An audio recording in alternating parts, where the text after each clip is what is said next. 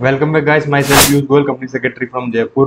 और in this video we are going to discuss the process of surrendering और how to cancel the GST registration। यानी आप GST registration अगर आपने लिया हुआ है तो उसे किस तरीके से सरेंडर कर सकते हैं और कैंसिलेशन के लिए एप्लीकेशन दे सकते हैं। तो सबसे पहले हमें उन रीजंस को समझना पड़ेगा जिनकी वजह से हम जो है GST कैंसिलेशन और GST सरेंडर का प्रोसेस जो है हम करते हैं।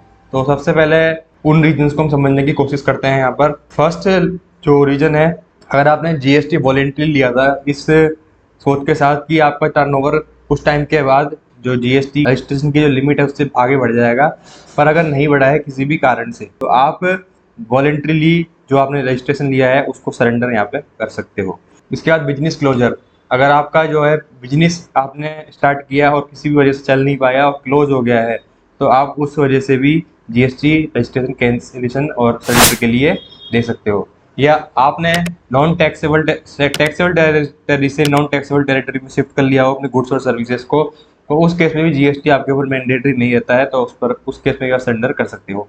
तो GST सरेंडर करने के लिए आपको लॉगिन करना है, रजिस्ट्रेशन वाले टैब पर जाना है, देन उसके बाद क्या है application for cancellation of registration पर क्लिक करना है।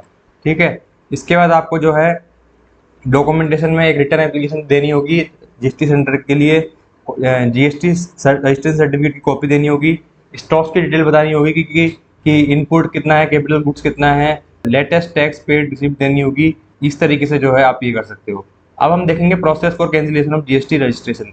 तो GST अथॉरिटी भी आपके GST रजिस्ट्रेशन को कैंसिल कर सकती है ड्यू इन फॉलोइंग ग्राउंड्स। अगर आपने रिटर्न फाइल नहीं की है फॉर स्पेसिफाइड पीरियड, वॉल्यूशन किया है GST रेगुलेशंस का, फ्रॉडुलेंट एक्टिविटीज की ऑडिट के अंदर, ठीक है, तो इन सभी रीजंस की वजह से आपका GST रजिस्ट्रेशन कैंसिल कर सकती है।